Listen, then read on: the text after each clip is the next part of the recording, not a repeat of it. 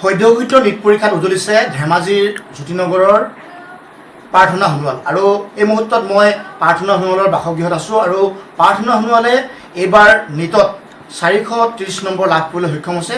পোনে পোনে মই তেওঁৰ পৰা জানিবলৈ চেষ্টা কৰিম কেনেধৰণে তেওঁ অধ্যয়ন কৰিছিল আৰু বৰ্তমান তেওঁ কেনেধৰণৰ এটা লক্ষ্য নিৰ্ধাৰণ কৰি লৈছিলে।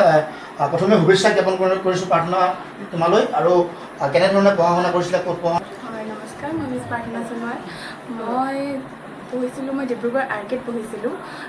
এইবাৰ মই হাই ছেকেণ্ডেৰী দিছিলোঁ। তাৰপিছতে মই লগতে কোচিং কৰি আছিলোঁ বৰ্ডছৰ লগতে, একেলগতে বৰ্ডছ প্লাছ কোচিং কৰি আছিলোঁ 2 বছৰ। তো 2 বছৰে মই মানে বৰ্ডছৰ কাৰণে ইমান বেছি পঢ়া নহৈছিল, কিন্তু কোচিংটোতে লাগি আছিলোঁ বাৰু মেডিকেলৰ সেইকাৰণে। তো তাৰ কাৰণে আমি পঢ়ি আছিলোঁ। তাত আমাৰ ফেকাল্টি আছিলে, বহুত ভাল আছিলে, ফেকাল্টি ছাপৰ্টিভ আছিলে আৰু বহুত হেল্প কৰিছিলে আমাক।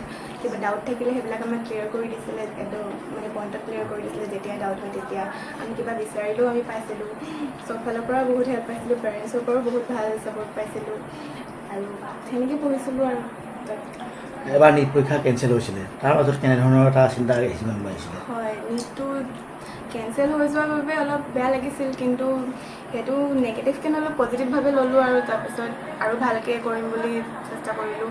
কিন্তু এবাৰ পেপাৰো অলপ বেছি টান নিদিলে বাৰু, কিন্তু হ'লেও পাৰিলোঁগৈ আৰু লাষ্টলৈ। আকৌ আমি মানে কেঞ্চেল হৈ গ'ল, তাৰপিছত আকৌ হোষ্টেললৈ লৈ যোৱা হ'ল আমাক। তাত আকৌ টেষ্টবোৰ পাতিলে আমাক 45টা টেষ্ট চিৰিজ দি দিছিলে, 4টা।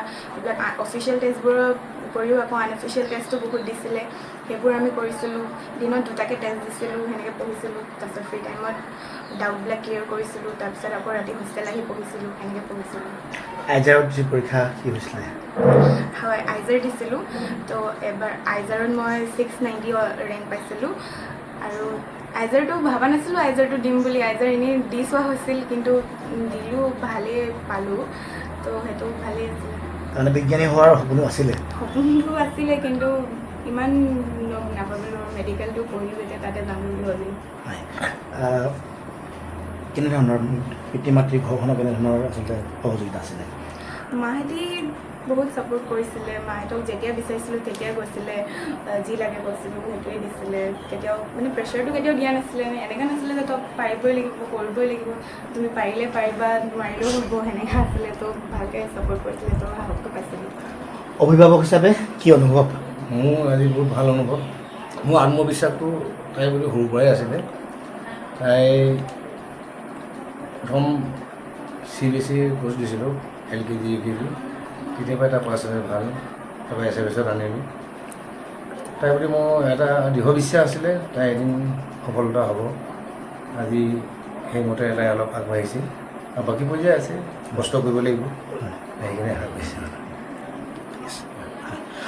হয়, এগৰাকী প্ৰাৰ্থনা সোণোৱাল। তেওঁ ইতিমধ্যে যিটো আইজাৰত তেওঁ যথেষ্টখিনি ভালখিনি নম্বৰ লাভ কৰিছিল। তেওঁ যদিওবা সেই পৰীক্ষাত অৱতীৰ্ণ হৈ তেওঁ উত্তীৰ্ণ হ'ল, কিন্তু তেওঁ এতিয়া আচলতে ডক্টৰ হোৱাৰ যি আচলতে সপোন আছিল ঘৰখনত, আৰু সেই পৰীক্ষাত তেওঁ সফলতাৰে উত্তীৰ্ণ হৈছে। কাউন্সিলিঙৰ পিছত আচলতে নিশ্চিত হ'ব যে তেওঁ কোনখন চিকিৎসা মহাবিদ্যালয়ত স্থান পাব, আৰু নিশ্চিতভাৱে প্ৰাৰ্থনা সোণোৱালৰ যি আচলতে ইচ্ছা বা অনাগত দিনত তেওঁৰ সফলতা আমি কামনা কৰিছোঁ। আপুনি বিচৰা বাতৰি পাব কেৱল নিউজ 18 এপত। নিউজ 18 এপ ডাউনলোড কৰিবলৈ স্কেন কৰক এই QR কোড। গুগল প্লে ষ্টৰতো পাব এই নিউজ 18 এপ।